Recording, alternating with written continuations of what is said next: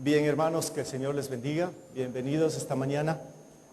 Y qué bueno, pues cantarle a nuestro Dios maravilloso, nuestro Dios grande y Dios todopoderoso.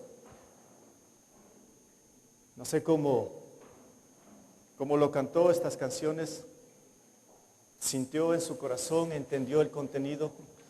Es grande lo que acabamos de mencionarlo. Y quisiera que antes pues del mensaje oremos. Bendito Dios, eres maravilloso. Eres el único que merece todo honor y toda gloria por todos los siglos. Porque tú eres el Dios eterno, el Dios único, el Dios verdadero. Y el Dios que está aquí con nosotros. El Dios que dio todo por amor también a nosotros. Por eso en esta mañana te alabamos, en esta mañana te cantamos, te exaltamos tu santo nombre, porque solo tú mereces todo honor y toda gloria. Y Padre, que en esta mañana tú mismo seas hablándonos a través de tu palabra, a través de este mensaje.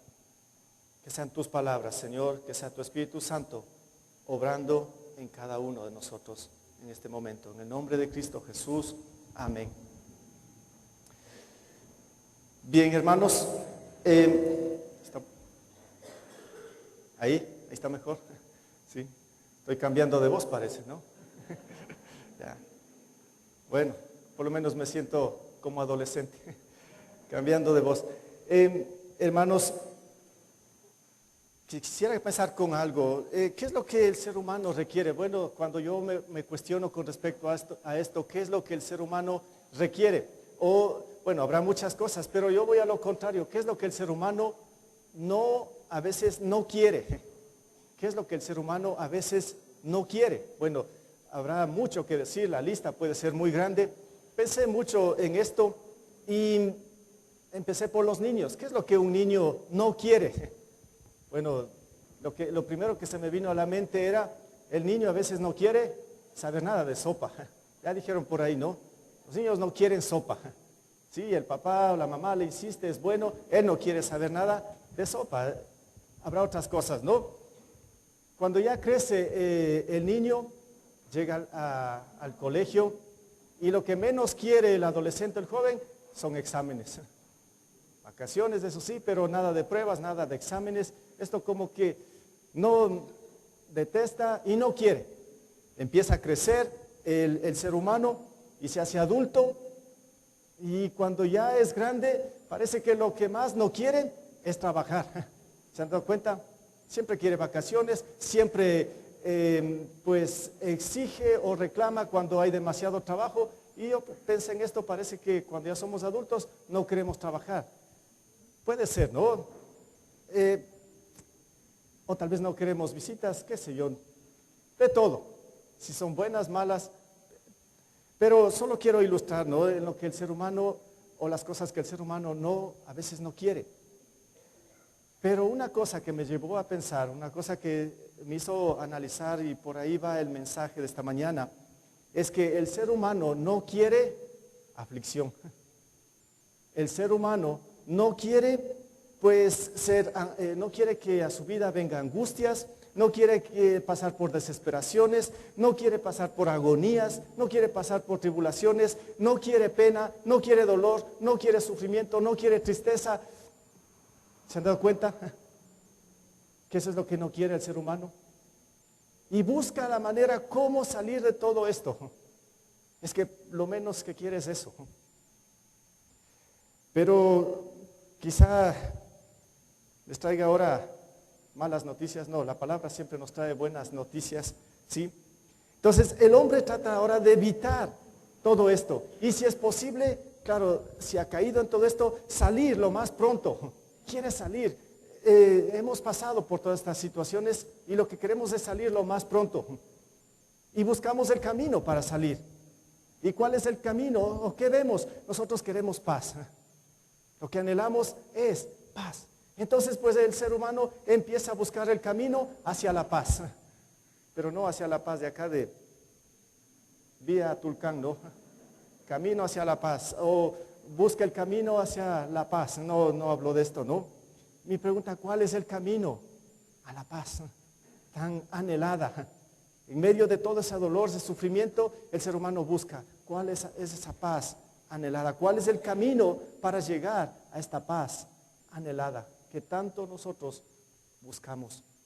Bueno, Jesús pues ahí con sus discípulos tuvo 3 años de un discipulado extremo, yo lo diría, con estos discípulos, 12 personas y había más gente.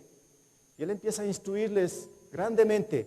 Y cuando ya estaba a punto de concluir con su discipulado, él empieza a resumirlo todo esto y a mostrarles la realidad de todo lo que es aquí en este mundo y la realidad mismo de lo que significa seguir a Jesús. La semana anterior yo les hablé acerca o les mostré de quién es el Jesús al cual nosotros decimos que seguimos, al cual lo adoramos, al cual lo servimos. Este mismo Jesús que yo lo prediqué, pues está enseñando a sus discípulos y les está dando un resumen ahí en el capítulo 16 del Evangelio de Mateo. Claro que es el 16, el 17 también ora por sus discípulos, pero aquí encuentro algo de lo que Jesús les menciona a sus discípulos. Juan 16, 33. Vamos solo a quedarnos quizá en este versículo. El contexto es bien interesante. Son casi las últimas, instrucciones del Señor Jesús a sus discípulos. Y Él menciona esto en este versículo. Yo les he dicho estas cosas para que en mí hallen paz. ¿Qué cosas? Ya les mencionó tantas cosas ahí en todo su discipulado. Y les recalca, dice, en este mundo afrontarán aflicciones. Ya, el creador, el dueño de este mundo, el que sabe todas las cosas, está diciendo que en este mundo afrontaremos aflicciones. Y aquí viene el pero dice, anímense porque yo he vencido al mundo. Y ahí concluye, ¿no? Las últimas palabras está de exhortación, de ánimo para sus discípulos. Y dice, anímense, yo he vencido al mundo. Entonces, yo quiero mostrar en este versículo ese camino hacia la paz, ¿sí? A esa paz anhelada. Pero hay muchas cosas en el trayecto, muchas cosas en el camino. Más o menos yo quiero en esta mañana comparar como un gran viaje, ¿sí? Que vamos a emprender.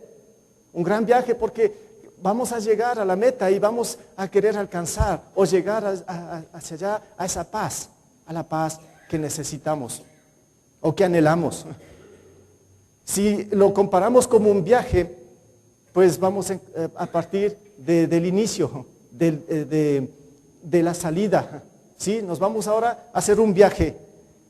¿Y cuál es el viaje para alcanzar o llegar a esa paz anhelada que todos ansiamos? En primer lugar, pues, están las aflicciones. Tenemos que partir por ahí. No hay de otra. Las aflicciones. Dice, este versículo, miren, yo lo he cambiado un poquito, espero que no lo vea como una herejía, ¿sí? Voy a hablar del mismo este versículo, pero 3 cositas que le voy a sacar, pero no están en el mismo orden que está el versículo. Cuando yo pongo el primer punto y digo voy a hablar de las aflicciones, voy a coger la parte donde dice, en este mundo afrontarán aflicciones, ¿sí? En este mundo afrontarán aflicciones. Bien, lo sabemos esto, pero tenemos que aclarar un poco más con respecto a lo que son las aflicciones. Ya lo dije antes, quizá sinónimos de aflicción, lo que les dije es angustia, es desesperación, agonía, tribulación, dolor, sufrimiento, tristeza, también presión. Eso es la aflicción. Y el Señor nos dice, en este mundo afrontarán aflicciones. Las razones, ¿por qué? Nos preguntamos, ¿por qué tenemos que tener aflicciones? ¿Por qué las aflicciones? Y cuando nos metemos al tema de las aflicciones y a querer investigar por qué las aflicciones, van a ser múltiples. Muchas las razones por qué las aflicciones. Si empezamos con la Biblia y empezamos a leerla y nos vamos a encontrar con los personajes bíblicos y casi en todos vamos a encontrar aflicciones. ahí como ejemplo nomás, ¿qué tal de un Jacob? Que lucha, que trabaja por su esposa y luego pues le dice, no, tienes que trabajar 7 años, después 14 y luego tiene que huir de su familia. Él está afligido y está preguntándose qué es lo que está pasando, ¿por qué? Una situación complicada, solo como ejemplo, ¿no? ¿Qué tal de un Moisés, un gran líder que el Señor levantó, pero en un cierto momento ahí cuando estaba liderando a su pueblo, él tenía ganas de morir, estaba afligido. Las razones múltiples, pero encontramos a un Moisés afligido. Pasamos un poco las páginas ahí del Antiguo Testamento, ahí encontramos muchos ejemplos. ¿Qué tal de un David? Este David sí que nos muestra aflicción en su vida de principio a fin. Por muchas razones, claro, sí, aflicción en David. ¿Y qué tal de un profeta, Elías también, de un gran hombre de Dios? De igual manera, como Moisés, Elías en un cierto momento también quería morir. Señor, por favor, ya quítame la vida, ya, hasta que ya no puedo más. Afligido. ¿Qué tal de un Esdras, un gran maestro de la ley que se propuso en su corazón, como dice, ¿no?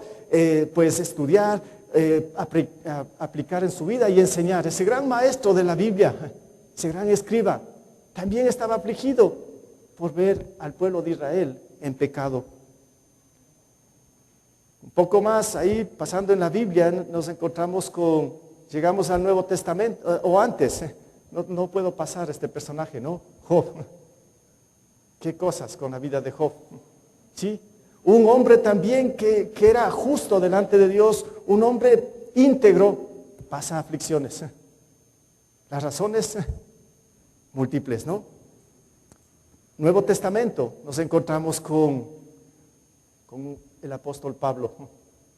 También un gran apóstol, un siervo del Señor, uno pues que había dejado todo para seguir a Jesús y vemos aflicción en su vida. Y con esto les quiero decir, pues, nadie estamos libres de aflicciones, de situaciones difíciles.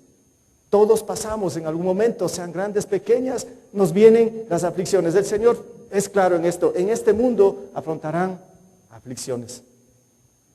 Pero las razones, estamos en esto, ¿no? ¿Por qué las aflicciones?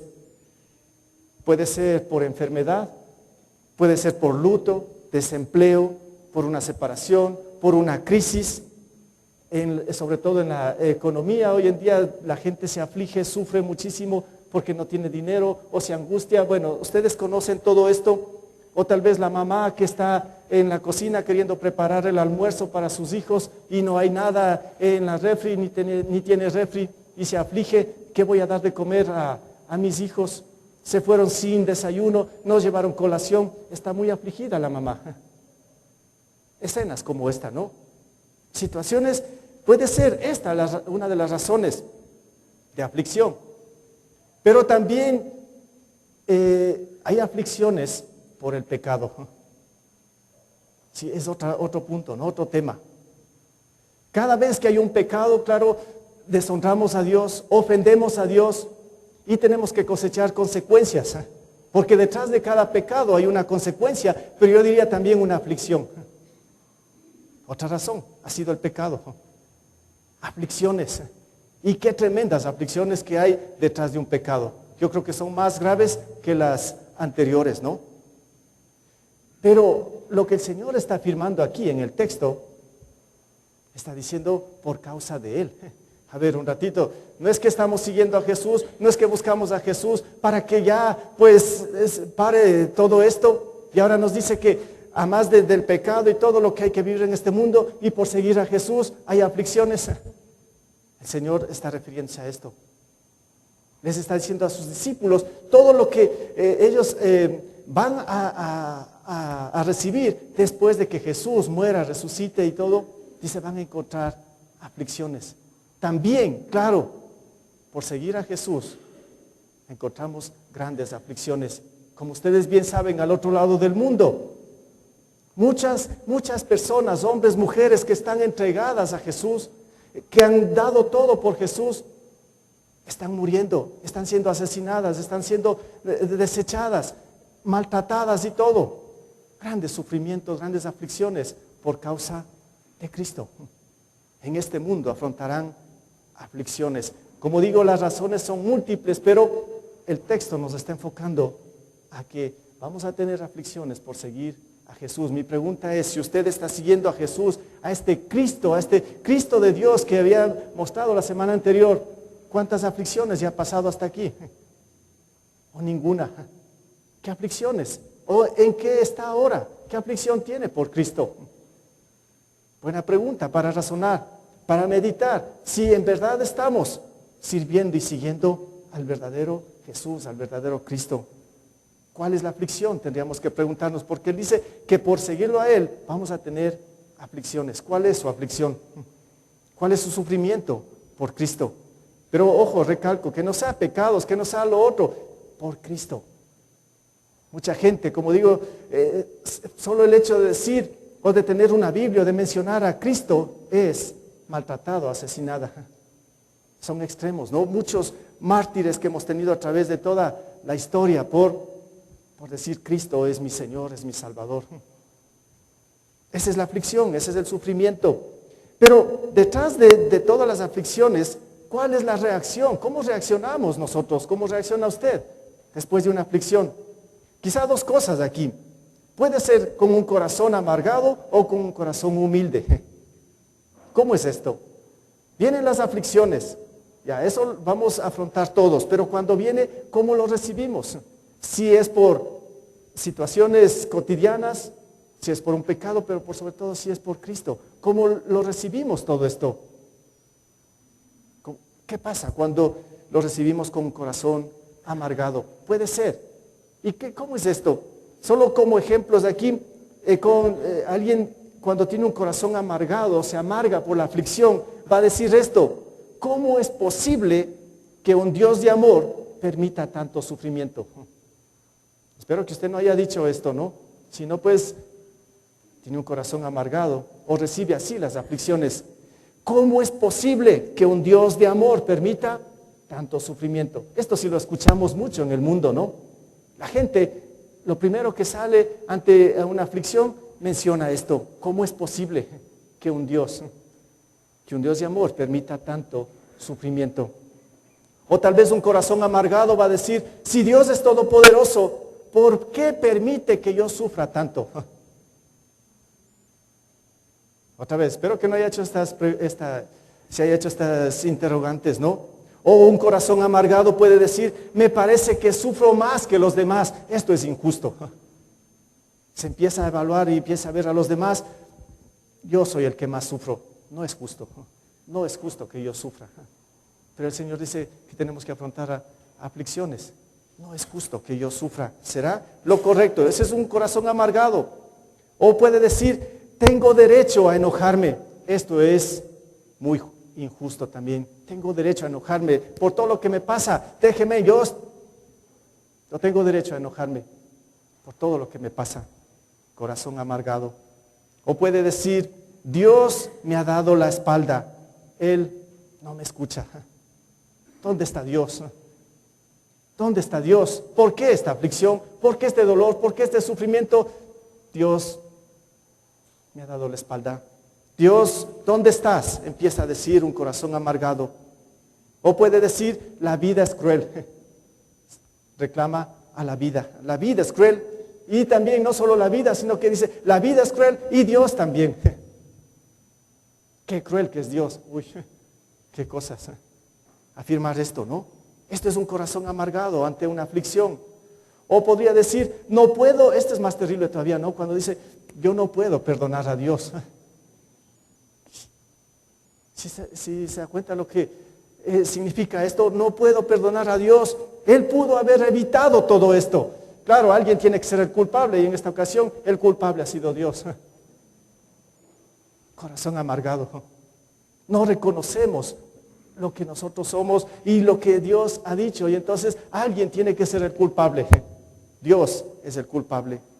Ese es un corazón amargado. Y así podríamos ir pasando por todo esto. Pero ¿cómo tenemos que reaccionar entonces nosotros? Con un corazón humilde. ¿Y cómo es esto? Claro, aquí está el contraste. Un corazón humilde. Un corazón humilde diría lo siguiente: los caminos de Dios son siempre correctos. Él nunca se equivoca. Los caminos del Señor son correctos. Él es el perfecto. Él no se equivoca. Todo lo que me está pasando en mí, pues Él tiene control. Él sabe lo que está sucediendo en mi vida. Y usted tiene que aceptarlo, aprender a aceptarlo. O puede decir, teniendo un corazón humilde, el plan perfecto de Dios, o en el plan perfecto de Dios, Él me perfecciona en medio de los sufrimientos. Claro, es eso lo que nos dice la palabra. Que es necesario que nosotros tengamos que pasar por sufrimientos, por aflicciones, por pruebas, por angustias, porque es una forma o un canal para que nosotros podamos crecer, podamos madurar. Y Dios así lo ha diseñado. Ese es el diseño de Dios.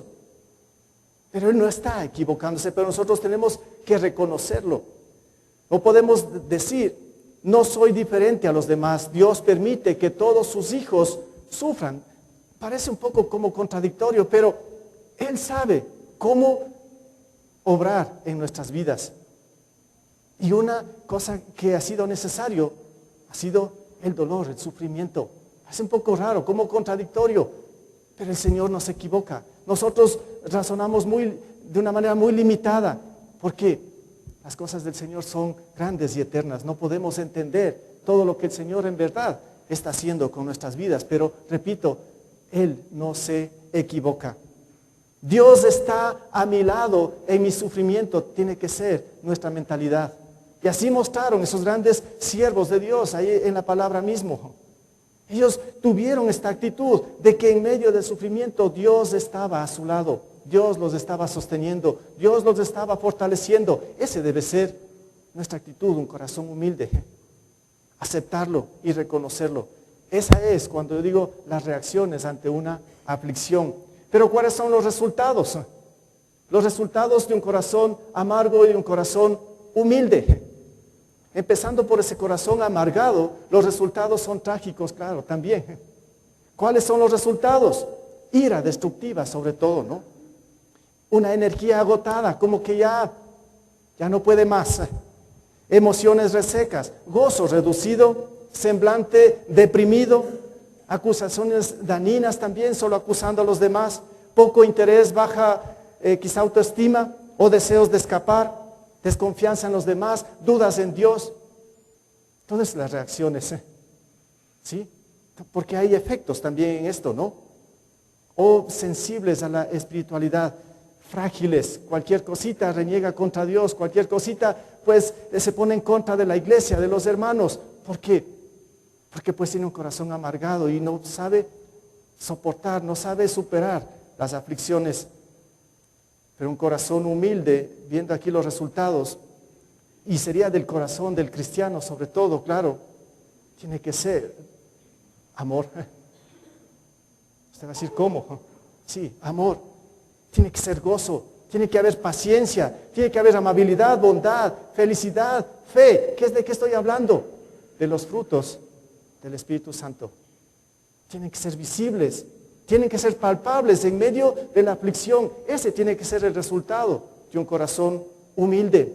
Y por sobre todo, claro, para pasar al segundo punto, la esperanza. En medio de todo esto tiene que haber una esperanza. Entonces vamos avanzando hacia la meta, hacia la paz anhelada. No ha sido para ir allá, la vía Tulcán, ha sido por acá, por la esperanza. ¿Sí? Segundo punto es ¿no? Es la esperanza que tenemos que tener. Por ahí, esa es la trayectoria para llegar a esa paz anhelada. Y vamos a ver a dónde vamos a llegar con todo esto. Y el Señor nos dice aquí, pero anímense. Bueno, ya nos vamos al final del versículo, ¿no es cierto? Pero estamos en el segundo punto. El Señor dice, pero anímense, yo he vencido al mundo. Primero nos muestra ese paquete de aflicciones, esas situaciones complicadas, pero aquí viene la esperanza. Dice, pero anímense, anímense, yo he vencido al mundo. Alguien dirá, no, ¿qué ánimo? ¿Qué ánimo es ese? Dice, anímense, yo he vencido al mundo. Claro, para el que no le conozca a Jesús, al Redentor, al Salvador, al Cristo de Dios, va a decir, ¿qué significa esto? ¿Qué ánimo es esto? Pero Jesús nos dice, anímense, yo he vencido al mundo. ¿Cómo es esto? Yo he vencido al mundo. Primero, cuando hablamos de la esperanza, veamos lo que es el ánimo, lo que todos también necesitamos. ¿Será? Si hacemos un análisis o una evaluación de nuestra vida, yo creo que hasta aquí, de cada uno de nosotros, creo que hemos tenido más desánimo que ánimo. ¿Será así? Quisiera que se evalúe en este momento. En un día, haga evaluación en un día. ¿Cuánto ánimo tiene 24 horas y cuánto desánimo tiene en esas mismas 24 horas? Parece que el desánimo nos vence, ¿no? Parece que hay más desánimo que ánimo. Necesitamos ánimo, necesitamos fuerza, necesitamos ganas para hacer bien las cosas. Jesús nos dice, ánimo, yo he vencido al mundo. El ánimo, lo que todos necesitamos cada día. Dios es el que nos da ese ánimo, pero tenemos que saber, reconocer quién es el que nos está dando ánimo.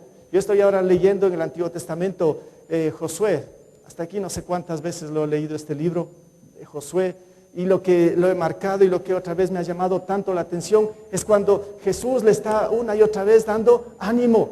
Ánimo, Josué, sé fuerte y valiente. Sí, tú puedes, vamos. Pero sobre todo le está diciendo, porque yo estoy a tu lado. Y ahora, dice, yo estoy a tu lado. Y Josué va a decir, no, ese tiene mucha importancia, de eso depende todo. Para el que le conoce, ¿de quién está a su lado? Para el que conoce de quién estamos hablando, ¿no? Cuando el Señor dice, yo estoy a tu lado, el Dios creador, el dueño de todo. Ánimo, dice, yo estoy a tu lado, yo he vencido al mundo. Entonces sí, vamos a entender y vamos a tener el ánimo que nosotros necesitamos. Ese ánimo pues surge sobre todo de la esperanza que viene. ¿De qué esperanza? ¿De qué esperanza? ¿De qué esperanza viene? Y aquí tenemos un versículo quizá para respaldar esto, Romanos 8, 18. Romanos 8, 18. No lo tenemos ahí, sino busque en su Biblia, Romanos 8, 18. ¿Qué dice el apóstol Pablo aquí en esta carta? Cuando hablamos de ánimo, cuando hablamos de esperanza. Romanos 8, 18 dice, de hecho, considero que en nada se comparan, ojo aquí, de hecho, considero que nada se comparan los sufrimientos actuales con la gloria que habrá de revelarse en nosotros.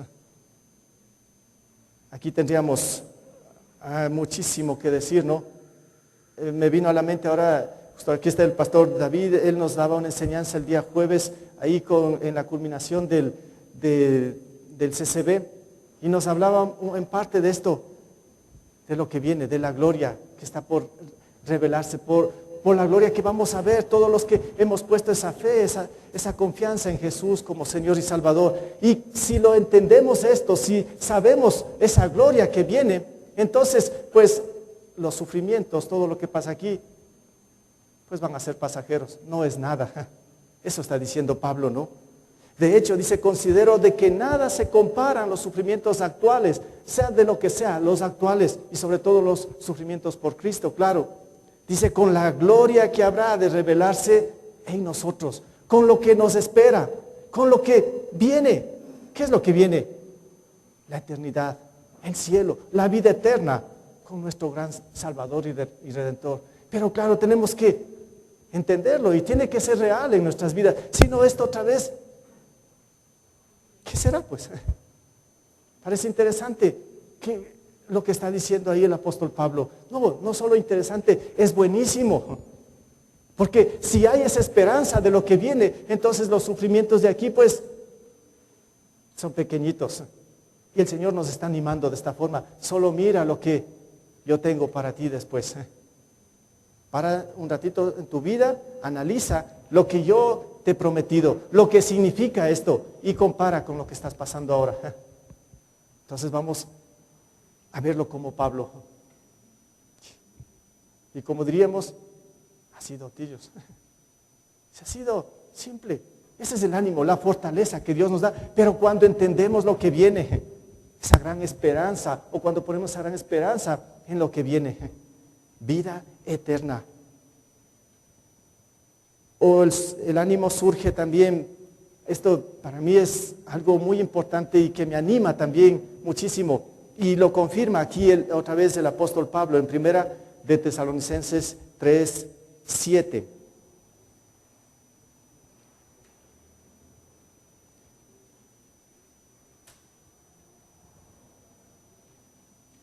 Sí, estamos bien. La cita, primera de Tesalonicenses 3:7.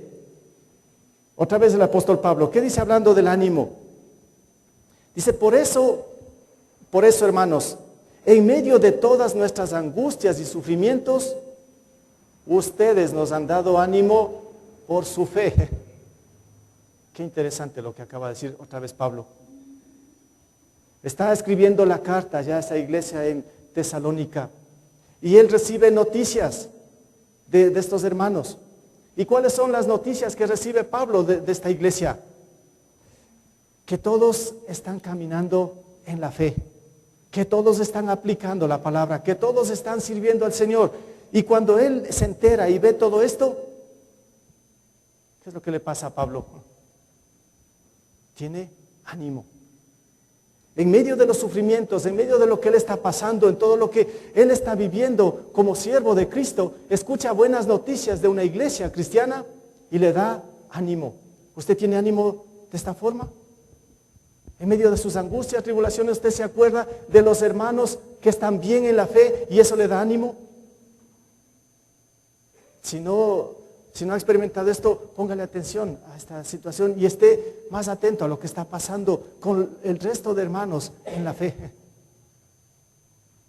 Para mí es ánimo cuando yo sé que ustedes van bien, cuando sé que ustedes están luchando, cuando yo sé que ustedes están pues viviendo esto. Eso me anima. Pero si yo escucho todo lo contrario, que están en pecado, desobedientes, que ni se asoman, que se han descuidado y todo esto me desanima. Eso está hablando aquí, ¿no? ¿Usted vive esto? ¿Usted se anima o se desanima por la iglesia, por el resto de los hermanos en la fe? Pablo dice que él se animaba. Haga la prueba usted también. Pero para eso usted tiene que conocer a sus hermanos. Tiene que saber de lo que está pasando en la iglesia de Cristo. Si usted es parte de la iglesia de Cristo, tiene que mostrarles interés. Si usted quiere tener ánimo, pues ya, entonces a preocuparse por los demás. Y si ve que están bien, va a tener ánimo.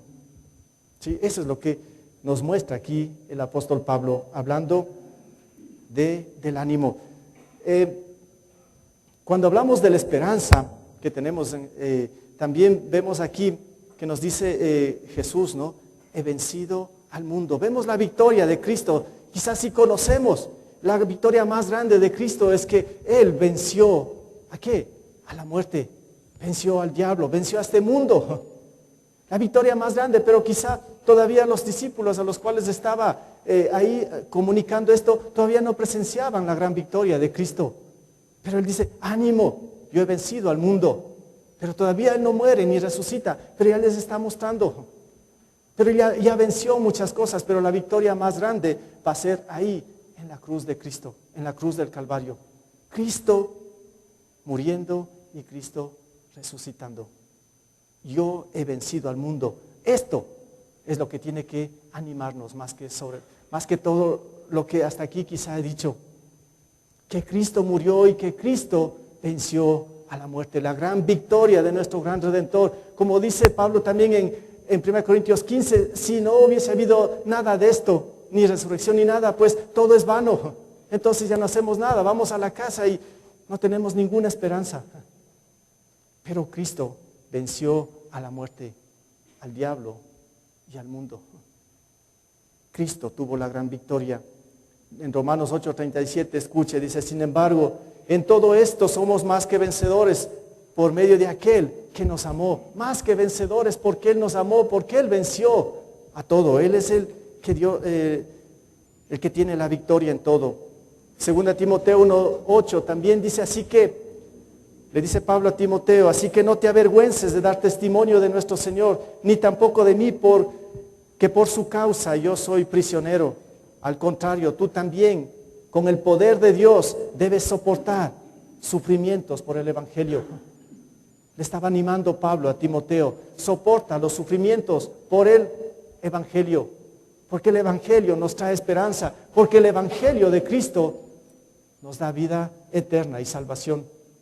Esto tiene que ser la fuente de ánimo para nosotros los cristianos, para la iglesia de Él, hasta cuando Él venga o hasta cuando Él nos lleve a su presencia. Soporta los sufrimientos por el Evangelio. Tercer punto, entonces llegamos a la meta. Llegamos a la meta o a la fuente de esa paz anhelada. ¿Cómo es esto? Es el tercer punto, la fuente, el destino. Hemos llegado al lugar de lo que nosotros hemos anhelado. Él dice, yo les he dicho estas cosas, ¿para qué? Para que en mí hallen paz. Lo que dije al inicio, ¿no todo el mundo está buscando esto? ¿No es que nosotros los cristianos también anhelamos y buscamos? Y ahí está la fuente, para que en mí hallen paz. Jesús es la fuente de paz. Él lo dijo una y otra vez. La paz no hay en otro lugar, solo en Jesús está la paz. Él dijo esto, ¿no? En Juan 14:27, ahí mismo un poco en el contexto de lo que estamos revisando. La paz les dejo, mi paz les doy. No se las doy a ustedes como la da el mundo. Y concluye ahí este versículo, dice, no se angustien ni se acobarden. Qué cosas, ¿no? No se angustien ni se acobarden en los sufrimientos, en el dolor, en la agonía, en lo que venga, en lo que sea. Yo les doy la paz, dice. Yo les doy la paz a ustedes. No se angustien ni se acobarden. Es que Él, como dice la Escritura, Él es el príncipe ¿de qué? De paz. ¿A dónde tenemos que ir a buscar paz? La fuente está en Jesús mismo. En mí hallarán paz. Pero por sobre todo, Jesús es la fuente de la salvación. Es que la paz de que estoy hablando, esa paz anhelada, es un resultado del Evangelio de Cristo en nuestros corazones. No podemos encontrar esa paz anhelada fuera de Cristo, pero fuera de Cristo en nosotros. No hay tal paz que estamos anhelando. En mí hallarán paz, pero cuando Jesús es real en nuestras vidas, cuando estamos pues sometidos a Él, cuando lo estamos obedeciendo, cuando lo estamos sirviendo, cuando en verdad confesamos que Él es nuestro Señor, que Él es nuestro Salvador y que estamos dispuestos también a dar, si es posible, la vida como Él la dio por nosotros, entonces sí vamos a encontrar la paz. En mí hallarán paz. Es que Jesús es la fuente de paz y es el Salvador para todos nosotros. La invitación que hace Jesús ahí en el Evangelio de Mateo, quizá usted sí conoce o recuerda este texto, Mateo 11, 28 al 30, donde nos dice, vengan a mí todos ustedes que están cansados y agobiados, y yo les daré descanso. Carguen con mi yugo y aprendan de mí, pues yo soy apacible y humilde de corazón, y encontrarán descanso para su alma. ¿No necesitamos eso? Y encontrarán descanso para su alma, porque mi yugo es suave y mi carga es liviana. Él está haciendo la invitación, vengan a mí, todos los que están cansados, los que están sufridos, agobiados, los que ya no aguantan más. En mí van a encontrar paz, van a encontrar descanso para su alma, aquí y para toda la eternidad, aquí y para siempre, porque mi yugo es suave y mi carga es liviana. Entonces, hermanos, en este mundo, como vengo mostrando, en este mundo todos afrontamos ¿qué? Aflicciones. Las razones múltiples, ¿sí? Las razones múltiples, pero para un cristiano es, por sobre todo, por seguirle a Él, por seguir a Jesús. En este mundo todos afrontaremos aflicciones, solo en Cristo se puede encontrar la paz verdadera. Esa es la meta Esa es la paz anhelada, llegar a los pies de Cristo y postrarse ahí y reconocerlo, que Él es el único Señor y Salvador.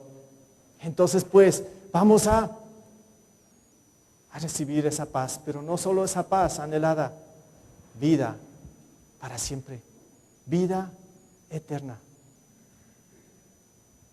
La paz anhelada en medio de las aflicciones, como digo, viene por medio de Cristo en nuestros corazones. Y concluyo con un versículo, unos versículos antes del 33 de Juan 16. Todo ese contexto es bien interesante. Y Jesús mismo pone una ilustración aquí. ¿Cuál es la ilustración que pone Jesús?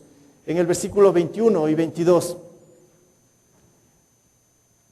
Dice, la mujer que está por dar a luz siente dolores porque ha llegado su momento.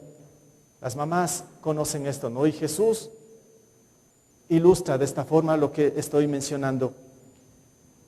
Dice, pero en cuanto nace la criatura, se olvida de su angustia. ¿Qué ha estado esta mujer cuando no daba luz? Angustiada, con aflicción, con dolor, desesperada. ¿Qué va a pasar? Las mamás comprenden todo esto y Jesús, que sabe y conoce todo lo que pasa en hombres y mujeres, Él se puede identificar bien con esta situación. Dice, la que va a dar a luz está angustiada, está desesperada. Hay muchas cosas ahí que se cruzan por su mente. Pero ¿cómo sigue aquí la ilustración de Jesús? Dice, pero en cuanto nace la criatura, ¿se olvida de qué? De la angustia. Qué interesante. Así es, mamás. Sí, ¿no? ¿Sí? Sí, digan que sí, las mamás. Jesús lo está confirmando, Jesús lo está diciendo, ¿no? Él conoce muy bien. Dice, cuando ya da luz, se acabó, aunque sí hay seguro dolor y todo, pero la angustia y todo eso, dice aquí que desaparece. ¿Por qué? Acaba de recibir al bebé. Pero versículo 22 compara a Jesús o muestra lo que Él quiere decir. Dice, lo mismo les pasa a ustedes.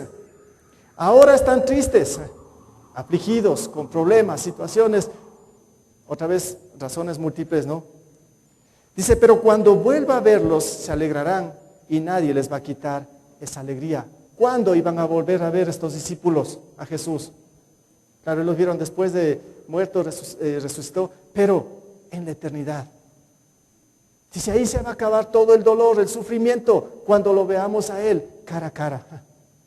Ahí se acaba la aflicción. ¿Por un acaso aquí no se va a acabar? Se va a acabar cuando partamos a la eternidad, cuando lleguemos ahí, a los pies de Cristo y lo veamos y lo toquemos ahí. Ahí se acaba todo. Pero esa es la esperanza que debemos tener nosotros. No va a encontrar paz aquí por otros medios. Sí, solamente por medio de Jesús vamos a encontrar paz aquí en medio de la aflicción, pero lo más grandioso está por venir allá en la eternidad. Que nuestra visión, nuestra mente, nuestro corazón esté enfocada siempre a lo que viene, a lo que Dios ha preparado para nosotros, para todos aquellos que hemos confiado en Él como Señor y Salvador. Póngase de pie, por favor.